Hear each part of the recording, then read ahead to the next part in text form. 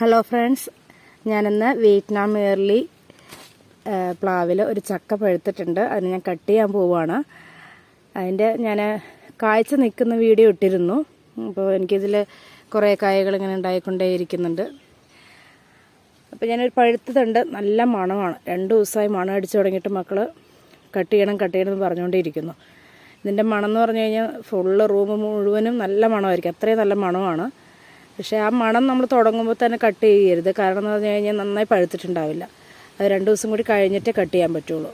അപ്പോൾ 2 ദിവസമായി ഒന്ന് കട്ട് ചെയ്യുകയാണ്. മക്കളിഞ്ഞ് എനിക്ക് സമാധാനം തരുന്നില്ല. എന്തായാലും നമുക്കൊന്ന് കട്ട് ചെയ്യാം കേട്ടോ.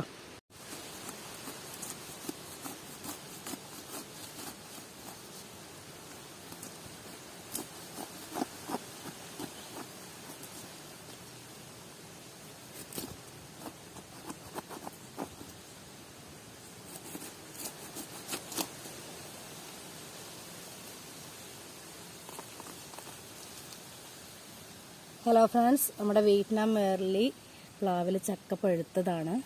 ഞാൻ പറഞ്ഞില്ലേ, നല്ല മണം വന്നു. നല്ല മണം 2 ദിവസം അടിക്കാൻ തുടങ്ങിയിട്ട്. പക്ഷേ ഇതിൽ ഇനിയും 2 ദിവസം കൂടി കഴിഞ്ഞാൽ തന്നെയാണ് നന്നായി പഴുക്കാവുള്ളൂ. പക്ഷേ ഇപ്പം തന്നെ നല്ല മധുരം ഉണ്ട്, അതുപോലെ തന്നെ നല്ല കളറുമുണ്ട്. അപ്പോൾ നിറച്ചും ചുളയുണ്ട്, ഫുൾ ചുളയാണ്. അപ്പോൾ നമുക്ക് ധൈര്യത് പീസാക്കി നമുക്ക് കഴിക്കാം. എല്ലാവരോടും വെയിറ്റ് ചെയ്തിരിക്കുകയാണ്.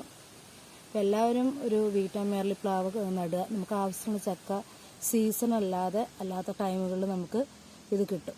അപ്പോൾ ഈ വർഷത്തെ എന്ന് പറഞ്ഞു കഴിഞ്ഞാൽ നമ്മൾ ഈ വർഷം സ്റ്റാർട്ട് ചെയ്യുമ്പോഴുള്ള ആദ്യത്തെ ചക്കയാണിത്. ഓക്കെ, അപ്പോൾ എല്ലാവർക്കും ബൈ ബൈ.